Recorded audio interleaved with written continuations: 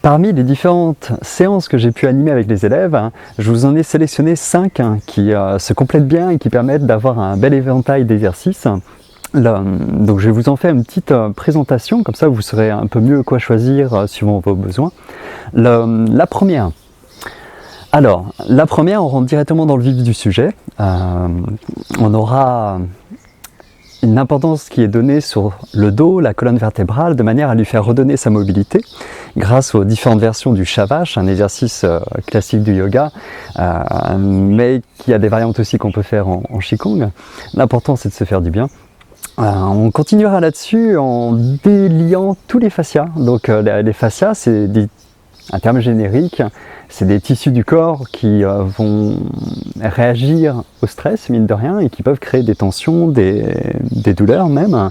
Donc en agissant sur eux, ça permettra d'avoir quelque chose de très global sur le corps qui va permettre de délier, de dénouer un petit peu tout ça. La fin de la séance, ce sera un massage par percussion, donc de quoi redynamiser après toutes les détentes qu'on a pu faire.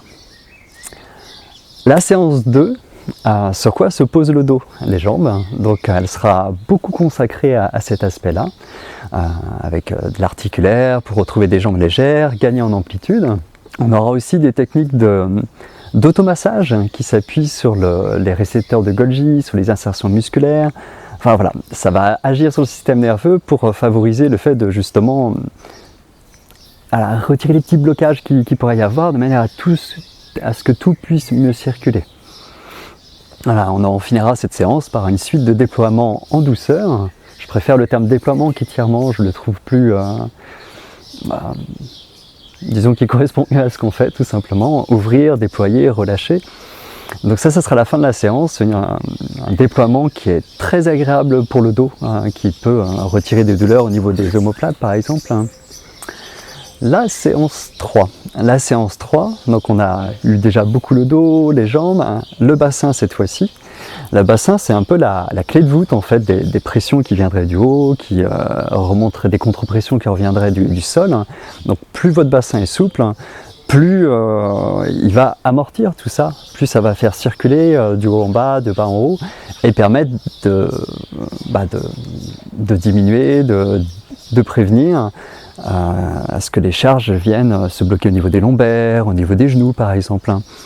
Voilà, donc cette séance c'est beaucoup le bassin avec des massages sur des points d'acupuncture pour réussir à réduire les douleurs, des étirements aussi des muscles profonds du bassin, et on finira la séance avec une technique de respiration volumétrique qui est très intéressante aussi.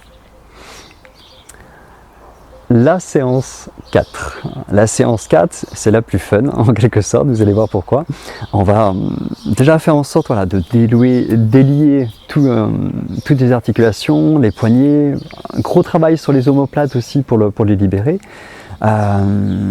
Et relâcher, allonger toute la chaîne postérieure, mollets, les ischios, le dos, de manière à être plus à l'aise dans vos mouvements. Et on pratiquera la marche de l'ours à 4 pattes, donc d'où le fun de la séance, avec plein de variantes différentes, de manière à avoir plein de bienfaits différents sur cet exercice.